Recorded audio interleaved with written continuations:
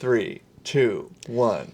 Welcome, gamers. I'm Bob World Builder, I'm Grace World Destroyer. and this is the World Builders Club, a monthly mini writing prompt to keep your game master / world building gears turning, coming up with cool ideas to put in your game or just for fun. So this month of March 2026, last month rather, we prompted you all with the challenge of designing a mythical creature of small proportions but great renown. We all know elves, dwarves, fairies, brownies, and many more tiny magical beings fill countless pages of folklore around the world with tales of luck, curses, favors, and fate. What such creature inhabits your fantasy world? And of course, as always, to reply to another comment on the free prompt post, whatever, linked below, so we can be collaborating and giving each other feedback, as we are going to try to do now to as many as possible. We actually got a lot of responses on this one. People love a little guy. I credit Grace for coming up with this prompt this month for sure. And so we are actually going to exclude some that went like either even a little over or way over the 5-sentence limit. Some people love their little guy too much. Yeah, and so I highly recommend still like checking out the post linked below to see a bunch of these cool responses. But yeah, we are going to try to stick to just the ones that stayed within the bounds because there's still a lot to look at. So kicking it off with the first reply from Luis Bercier, who created, and I'm definitely going to pronounce this wrong. It's a Spanish pronunciation. Oh wait, they gave a little bit of a little help here. Peques Pecadores, from my Patagonia-inspired campaign setting.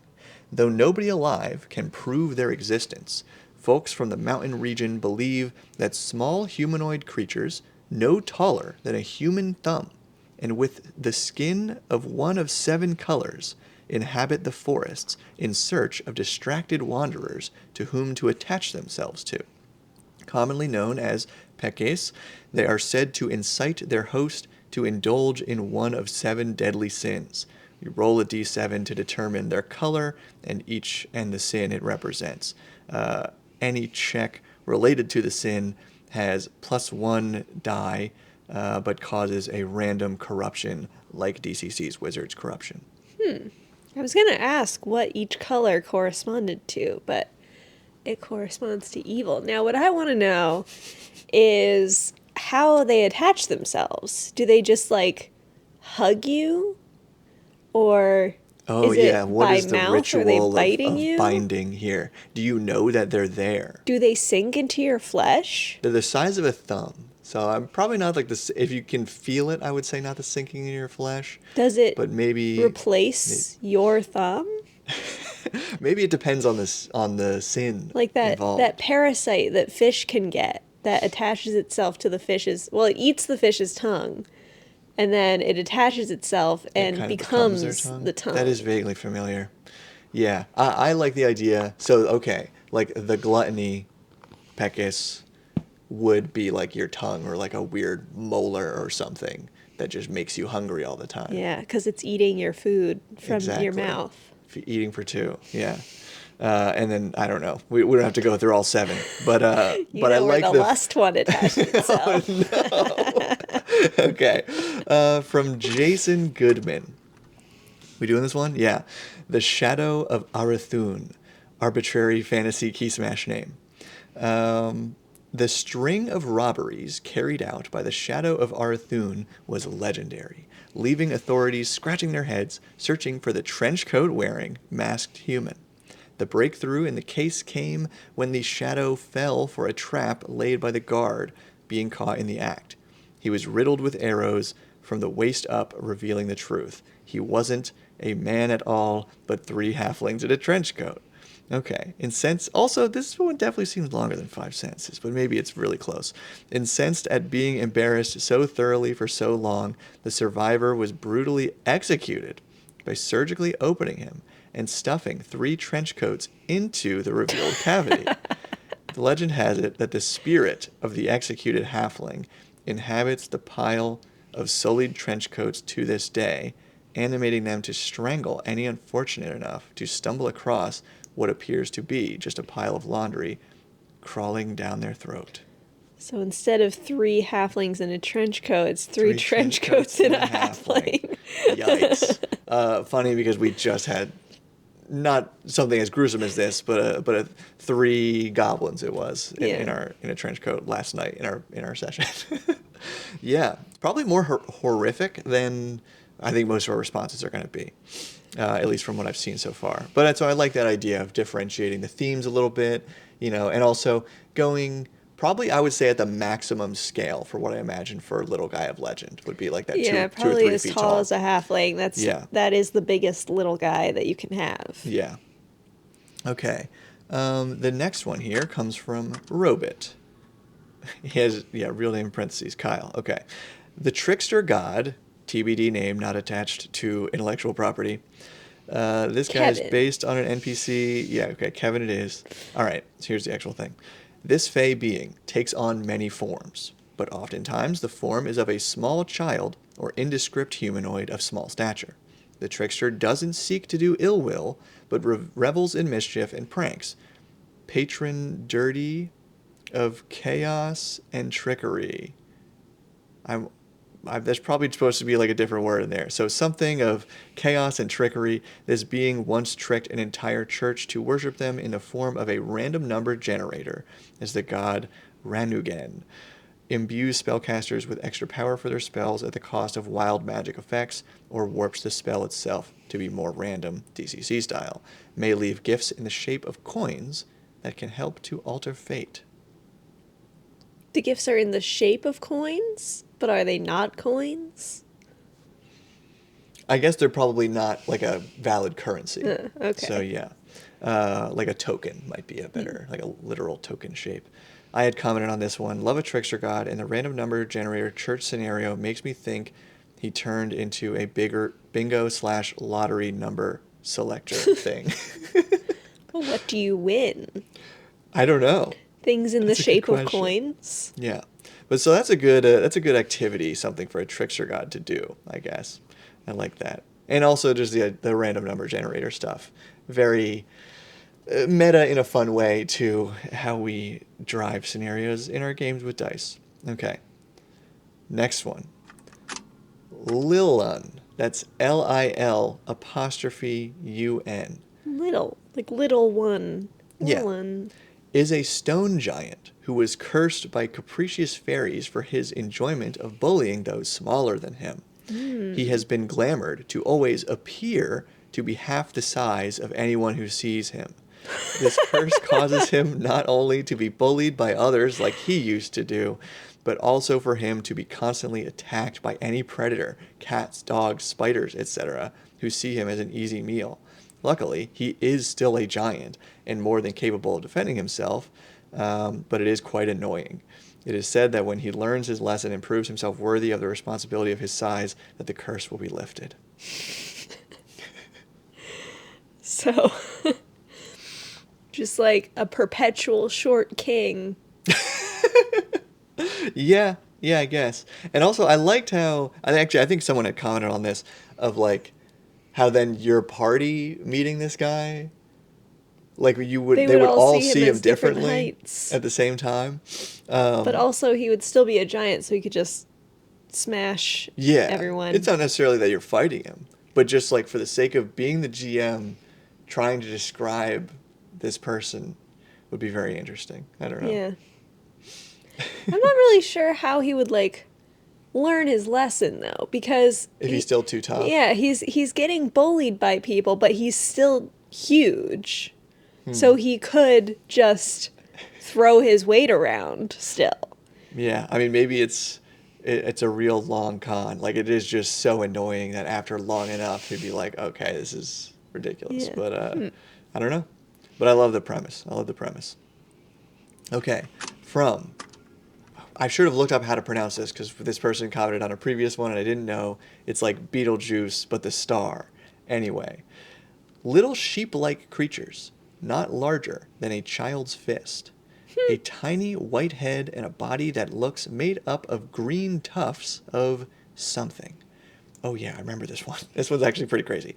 They seem to live in rivers and lakes and can sometimes be seen right at the shore.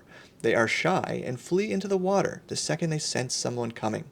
They leave behind slime like slugs that, if touched, instantly puts you to sleep for 1d20 hours. It works even on elves. Parents warn their children not to go close to rivers so that the sea sheep don't get them and put them to sleep forever. But insomniacs are often seeking them in order to find some relief for their condition. Go slurp a sea sheep. Yeah, so I mean, first of all, I love the visuals here. Yeah. Because it does seem like just such a fantasy world, like natural phenomena. Just like a thing, oh, like that coastline, you have to like wear really thick clothes if you're going in the water or whatever. And I had commented on this. Wow, probably the most dangerous little guy I've read thus far. They'd be almost impossible to notice, and anyone can be put to sleep for hours at the water's edge. Yeah. So it's like, it'd be, So you end up. So yeah. then, do these sea sheep feed on the Oh. drowned corpses of people who fell asleep at low tide and drowned Probably. by high tide? Probably. Yeah. And I guess they, probably eat fish and stuff too. But Yeah, they're scavengers, but they create the corpses that they scavenge. yeah, that's an interesting ecological niche for sure. And it's also making me like question again, like how do fish actually sleep? Like, do fish sleep like weird periods of time? I don't remember.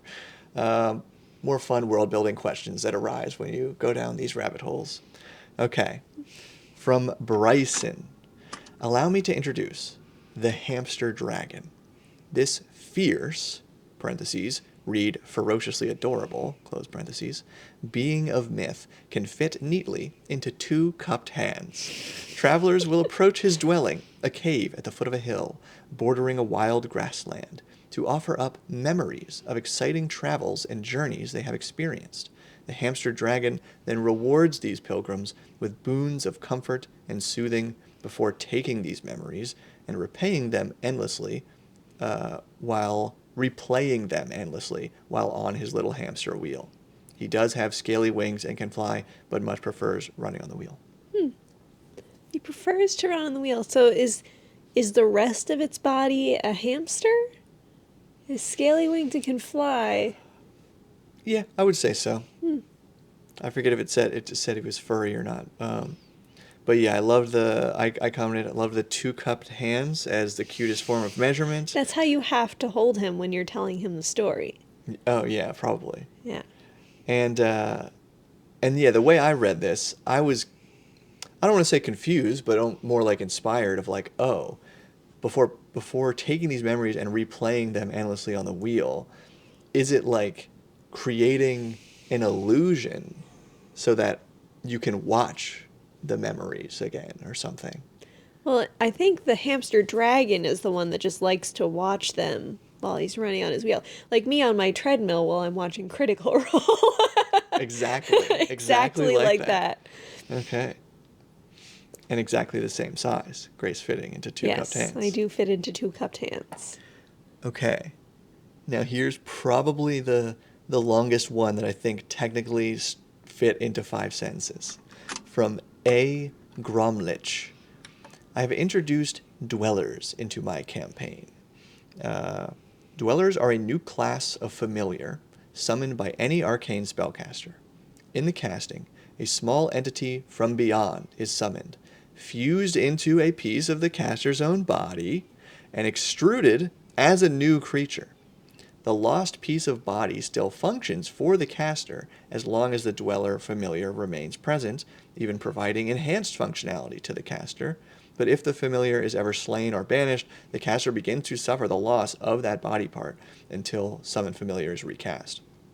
The original dweller embodied its wizard's liver, extruding himself in the form of a liver-sized conch shell with a line of blinking eyes running along the shell's spiraling ridge, and both a beak and a pair of smooth appendages reaching out from the shell's open end. Limited in movement and lacking a way to produce complex sounds, its alien intelligence can only communicate empathically with its wizard, expressing its intense curiosity and desire for knowledge about this 3-dimensional universe through emotional impressions accompanied by mental images of geometry in return for the wizard sating its curiosities and providing resistance to poison and performing the help action on any intelligence arcana checks. So your liver is performing the help action. Yep. Huh. Interesting. Yeah, I guess like that might be a regular familiar thing, helping out with arcana checks. I'm not sure. But yeah, enhanced, maybe, what did we say? It's a resistance to poison, right? Yeah.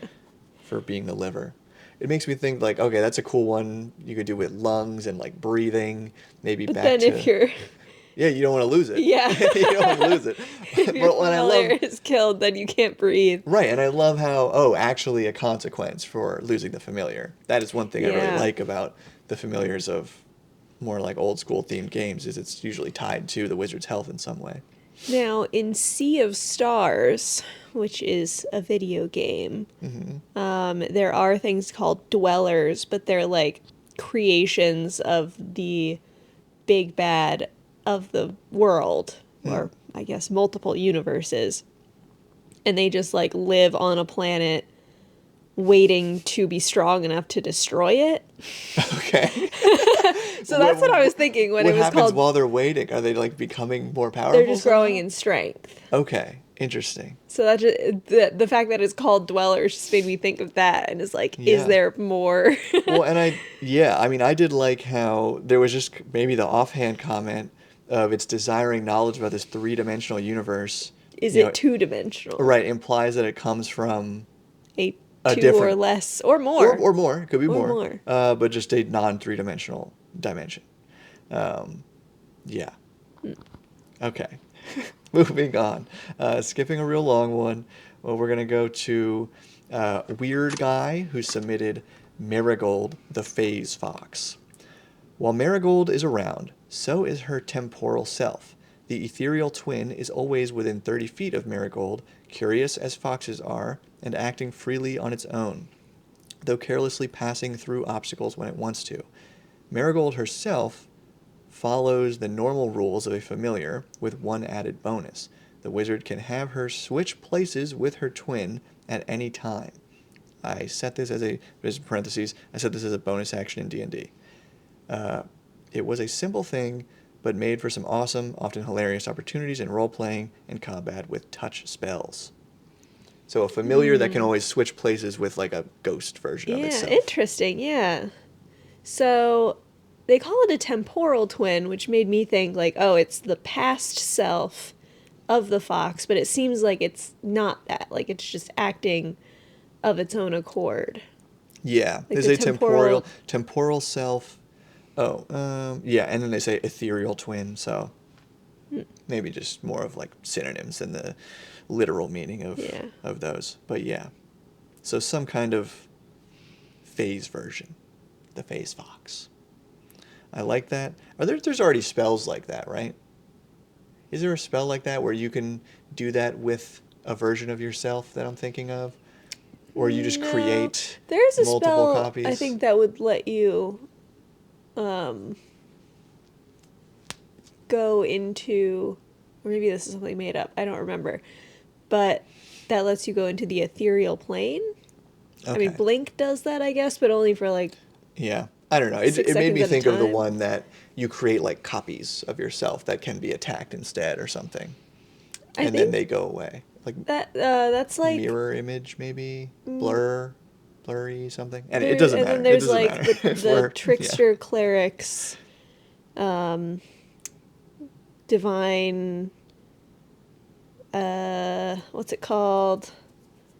I'm not going to know. So I'm sorry for that tangent. The trickster cleric has a thing where they can create a clone of themselves. Okay. Yeah. There it is. Malkuth, back with another one. Joy Stealer Moxie the Pixie. Drawn to festivities and sweet merriment, this pixie feels the happiness of people involved and feeds off it. What starts as a sweet and inviting scent slowly turns into a foul, fermented smell that lingers. A party that turned into a disaster is always blamed on her, whether she's been there or not. No one invited her, no one saw her leave. And then some abilities. Charming Presence, so at will, they can use Charm Person, some damage involved there. Joy Stealer, range of touch, a charisma save, or reduces the target's charisma score. and nimble escape artists can basically throw off grapples and restraint. Maybe if people invited her to parties, she wouldn't ruin them. Yeah, I wonder if it is guaranteed that the party turns foul. And it's funny too that she just like smells, I guess, She's is the just thing. stinky. Yeah, feels the merriment. It feeds off the merriment, which starts off as a sweet and inviting scent, slowly turns into a foul, fermented smell. Yeah. But that's some good fairy stuff. Yeah, just invite the stinky girl to your party. Okay. That's a chaos submission, which we'll get to soon. I forget if I mentioned that at the beginning of the show. But we're going to have second half of Graceful Destroyer advising on how to introduce chaos into your game. For now, we have Kijgori. Jeggery? I have come up with a Lovecraftian elder deity from outside time and space, but instead of being impossibly large, they are impossibly small. Their presence collapses and shrinks the world around them down to its size, which is how people recognize that the being is there in the first place. Any who are unfortunate or foolish enough to enter this being's domain are driven mad as they experience the multitudes of realities that exist in the spaces between grains of sand. Turns out that your significance in the universe is just as terrifying as your insignificance. Oh, they commented. Also, my handle is pronounced Gregory, but replace the G with KJ. Thank you. Wow, yeah. So just like always shrinking and getting smaller. Yeah, and I like how, it doesn't say what width, what radius of an area it affects. So I imagine that it is small enough that you have to be pretty close to notice something is happening here, right? Like if you're seeing a thing approaching Yeah. that is shrinking everything around it, I don't even, like, what is even left? Does it look like that was suddenly hollowed out? Well, this is why it drives you mad. Yeah. Well, and Because then it's when not you get pulled just in. like something that's super large, it's impossible to conceptualize something that's small Yeah. as you also become that small as it gets closer to you. Right. Which would probably involve Which some kind appears of... as though everything around you is getting bigger, Well, but actually everything is shrinking. yeah. So it's Hence kind of the like... madness again. I would think it's more about that sudden transition from big to small, but everything, I guess, around you is changing at basically the same time from big to small and then back to big again. So, yeah, it's got to be that transition of thinking of like the being sucked into a black hole kind of thing where you're Yeah. like spaghettied out for a second and then going back. Yeah. You don't get the sweet release of death in a black hole. Okay. King Croaker says, make marigolds. This is different spelling from marigold from before. These are shy flower fairies that resemble the common marigold, yet may be known by their honey-sweet scent, okay, common themes here, instead of the usual earthy smell. They root themselves in the gardens of those who truly love tending the soil, the tending of soil and blossom. And when treated kindly, they keep the beds verdant and free of creeping pests. When such a gardener dies, the make marigold gather about the grave and keep its flowers ever in bloom, so that the gardener's joy is not forgotten. This must be the first one that isn't some kind of mischief creature. Like, it generally just seems like Yeah. it rewards. Now there is a little tagline here. What does it It do is- to bad farmers? Right. It is said that those who pluck a make marigold and consume its petals, can be cured of any disease, but all plants will wither at their touch. Oh, So still a bit of a it trade-off. comes at a cost. Yeah. Wow. Yeah. I think that's probably the first one that doesn't seek to harm you. Although I suppose the tiny elder god probably isn't seeking to harm you. No, it either. doesn't It even- just kind of does by its Yeah. existence. But Yeah. I mean, and we're going through so many. I'm kind of like, for right now, for me, it's like in one ear, out the other. I'm going to enjoy watching this back later and to see like what a lot of these actually were. Okay. Now, the Torrid from Oz being the submitter, are a range of diminutive bogarts that each feed on one of the 8 powerful emotions. See Plutchnik, that power the magic of the realm. I don't know what that is. Now, when they arrive, hungry, in human lands, they can sense locals' feelings and often foster that emotion for sustenance. While Taurids under the bed are sometimes blamed for declarations of love in an unguarded moment, the real danger lies in how the cunning Bogarts will devise situations that lead to rage, terror, loathing, or even grief. They can often be drawn out by presenting a new source of an emotion, matching their emotional attunement. However, when caught, they will rarely go quietly and will continue trying to instigate a mood in their captors to try to use the distraction to escape. I like this one. It reminds me of the first one with the 7 deadly sins. They're like internet trolls in real life. Yeah, but only like the mean ones. Obviously, there are going to be some that want you to be Like happy. joy. You know, it makes me think a little bit of like 7 dwarves kind of. One that wants you to be sleepy, one that wants you to Yeah. be sneezy. whatever the 8 emotions of Plutchnik are. I'll have to Google that later. Okay. And let's see, a couple more here. One that wants you to be umami, the 5th emotion. Oh, I really like this one. From Idealien. Typhos are mischievous error spirits that hide within the written/engraved word, subtly shifting letters, spacing, or punctuation so that a spell, contract, or inscription reads just slightly wrong. Each typo has only 1 hit point, but whenever someone suffers consequences from its alteration, such as miscasting a ritual, or being told that their tattoo doesn't mean what they think it means in another language, the typho can gain either HP, new traits, or increased powers tied to the mistake. They are most often found lurking in wizards' towers, artificers' workshops, and magical tattoo parlors where precision in magic matters moist. I don't know if that's an intentional typo here. Actually, I also did kind of skip over. They said their tattoo doesn't mean what they think it means, is what the person wrote here. Anyway, a new typho is only born when 2 or more of them inhabit the same object, overlapping, meddling, producing a fish error spirit. A fresh error spirit. Maybe. And scholars have long debated how the typho was created, though every theory begins with a wizard loudly swearing at a piece of papyrus and worried about what is about to sharpen. That is very clever. Yeah, very clever, very fun one. And almost, obviously, like, the post itself gets a little flavor from that, so well done.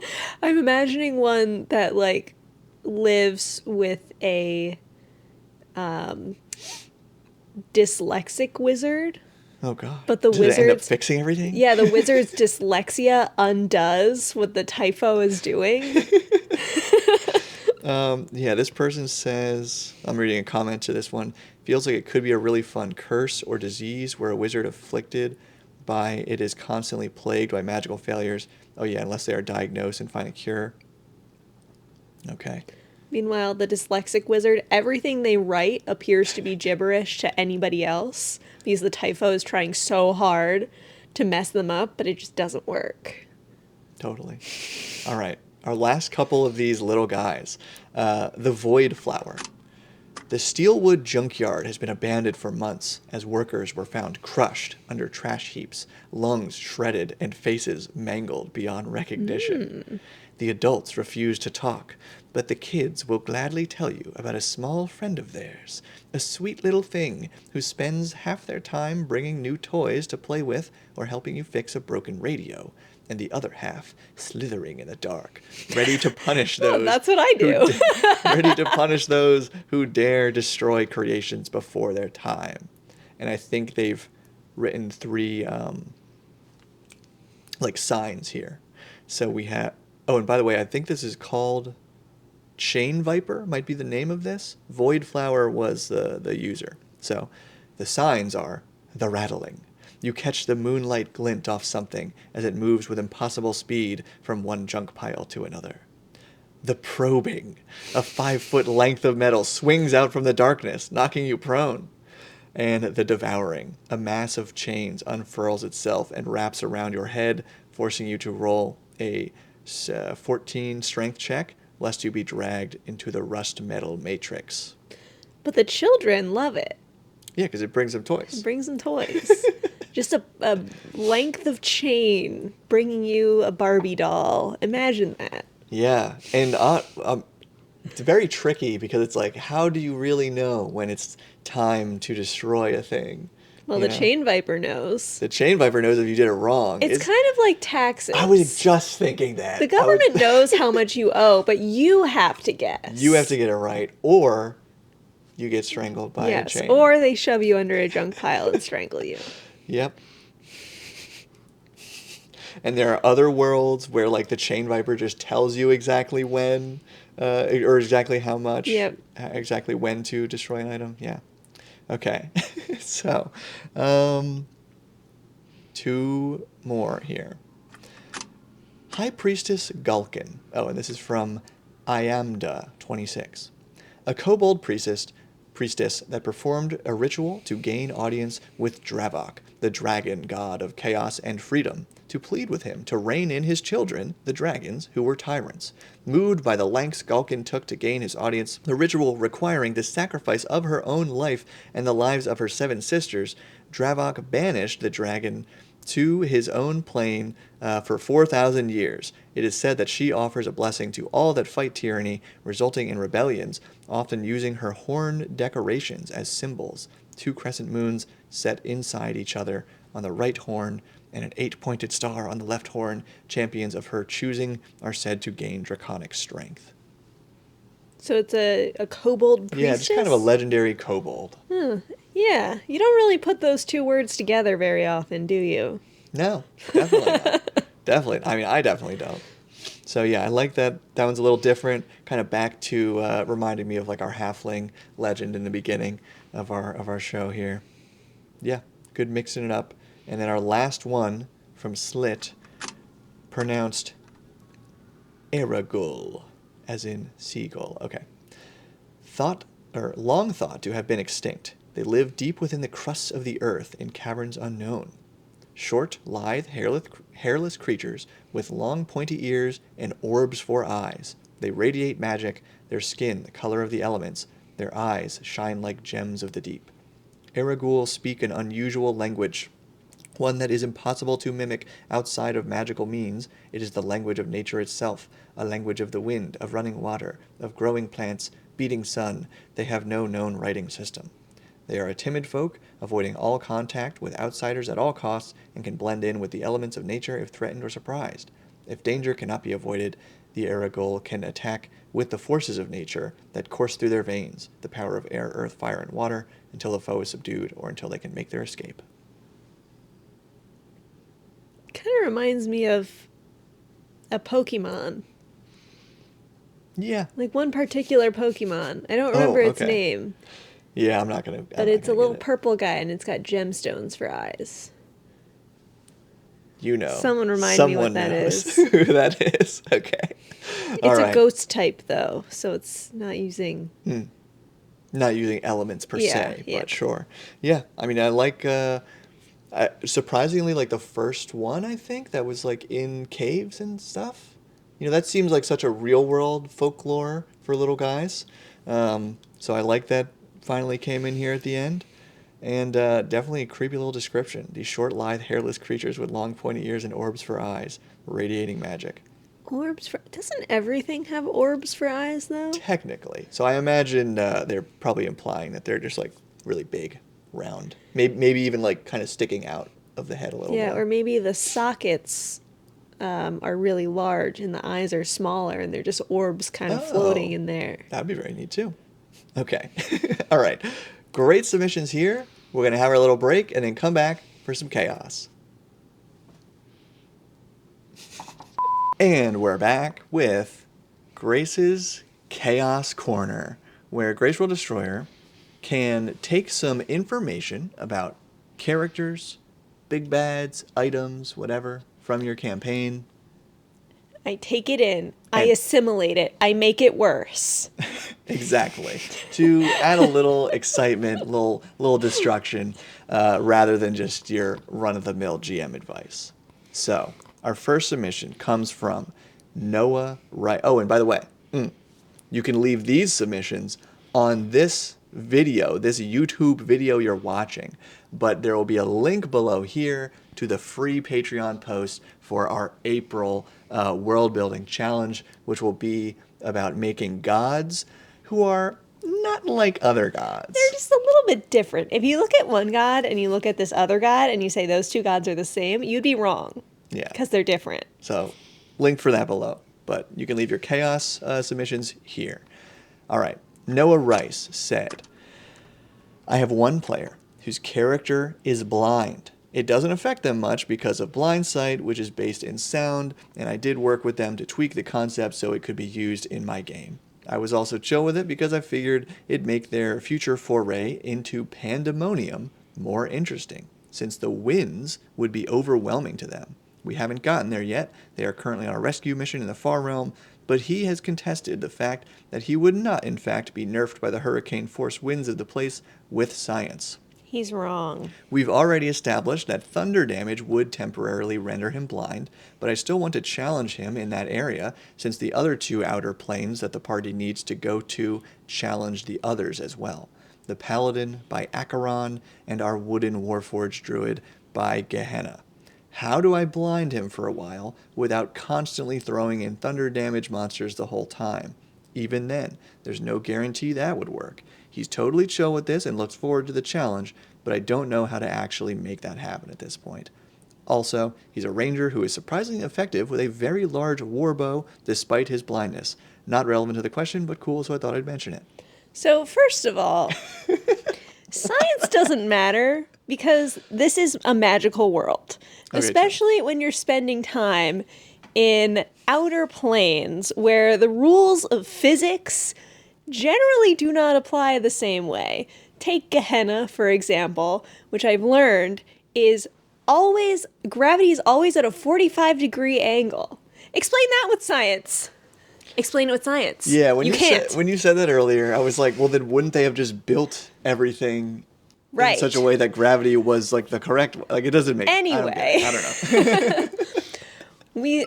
I learned by researching like what is pandemonium actually like. So it is a plane of reality that is just a system of tunnels carved into rock with a constant howling wind tearing through them at all times. In the wiki that I read, Yeah. it said that a person would be deafened, at least temporarily, within minutes. Right. And permanently if they spent more time there without protection. Yeah. So maybe, you know, if they're doing research beforehand, they can come up with something to protect themselves. But if this ranger doesn't want to be permanently deafened and therefore completely blinded, they're going to have to kind of deafen themselves to protect their ears. Right. So this could work, you know, provide a challenge for them because they may not be fully deafened and therefore not fully blinded while they're wearing this protection, but it would reduce their visibility range, probably making their bow not as useful because they can't see that far anymore. Also, like, you're in tunnels of rock.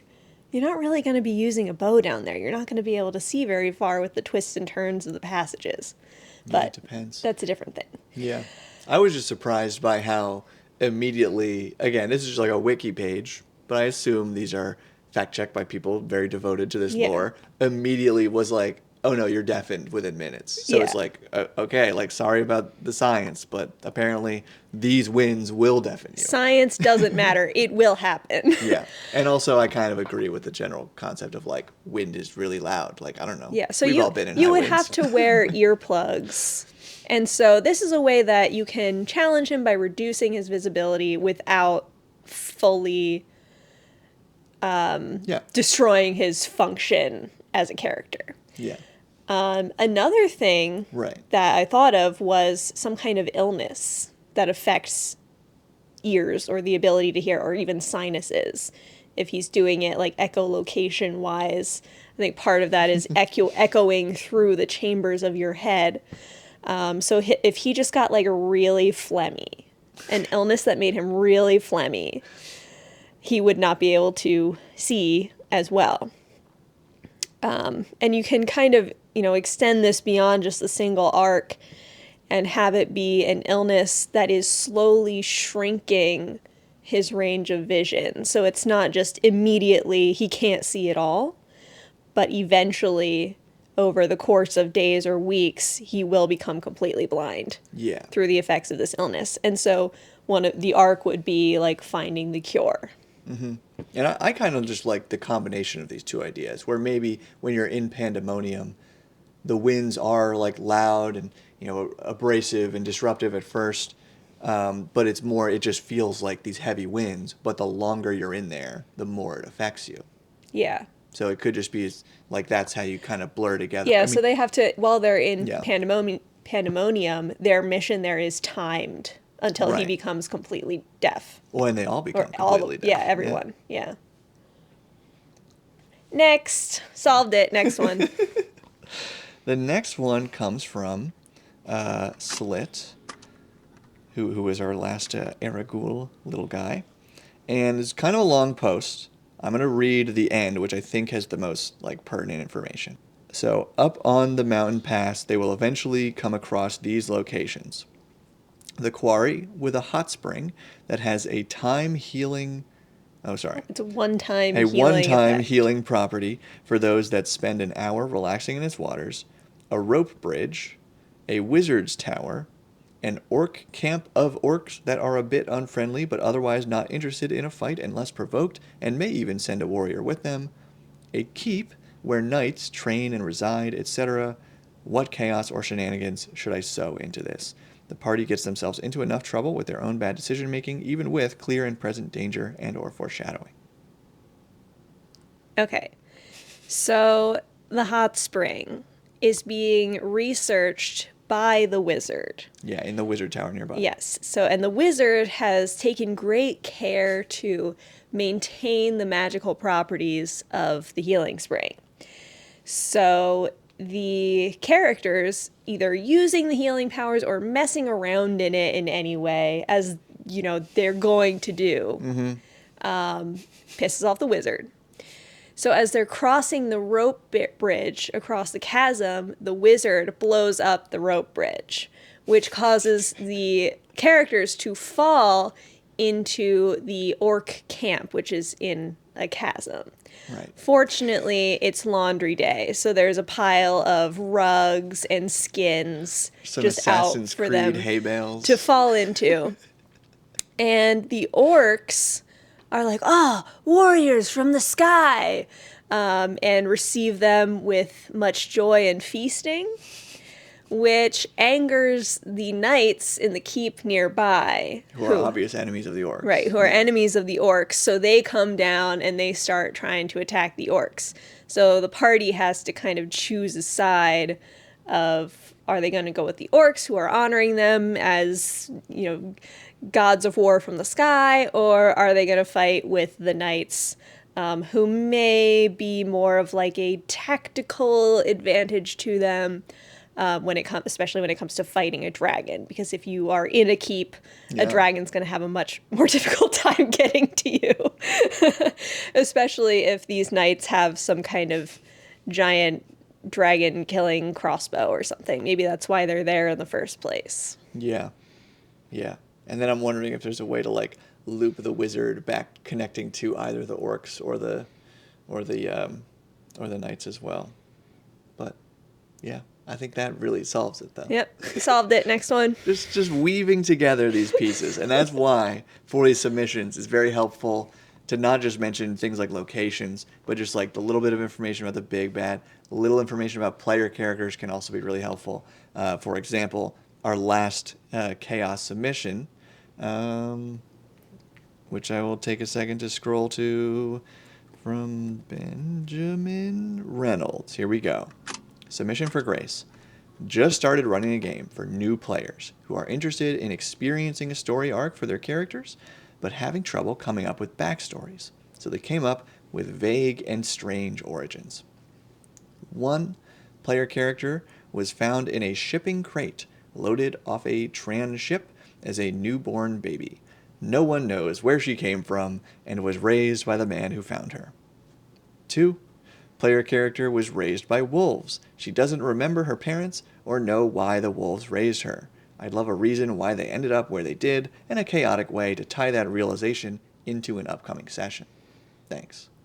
Okay, so the crate baby is The Amazon baby. is a simulacrum gone wrong, but also right, because it would be more resilient. However, instead of being a copy of the wizard that made it in the form that they are in now, it essentially created a younger clone.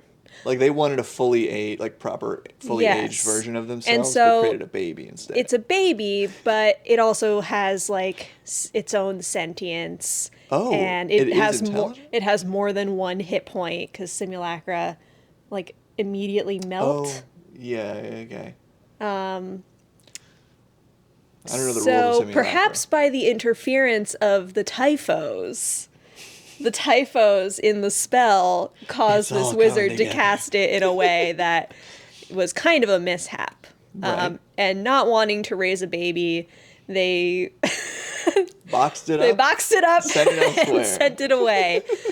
As for the wolf, the wolves are her biological parents.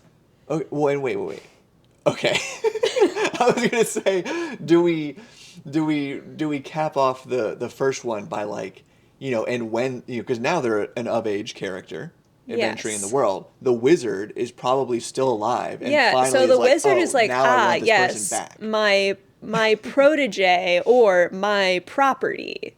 I created Right. this thing, Like they this didn't object. want to deal with the trouble of raising this whole person. Right. But now that it's of age, like in their wizardly arrogance, stake full claim to this person Yeah, as like, I you're my made this. simulacrum. You are mine. Yeah. Okay, so raised by wolves. Raised by wolves. But not just raised by wolves. The wolves are born her of parents. wolves. And this character is cursed by some fae. Like, maybe the fae was sitting down to a nice meat dinner, and the wolves came and they stole the meat. So they're like, one of your babies, hairless, useless now, turns it into a human. But the wolves still raised the baby. Okay. And so maybe over time, this character maybe beginning to break or outgrow the curse a little bit will start having, Like turning into a wolf? yeah, or like start getting some kind of like lycanthropy. Yeah. Maybe under the full moon, they can return to their original form of a wolf. Yeah. And this, it would tie into like this fae creature has information maybe about like how this works and how they can control it or something. Yeah, and so maybe at first they would be afraid because they think, I'm a werewolf, werewolves are evil and I won't be able to control myself. Yeah. But she would have control over herself because, if anything, It's her true it's her form. true form. Well done. All right. So if you want such awesome advice for your own campaign, be sure to leave a comment below, and of course, to submit a little submission. I'm running out of words for today. For our next prompt of April, in the World Builders Club, use that other link below. Thank you for watching, and keep building. Stop building.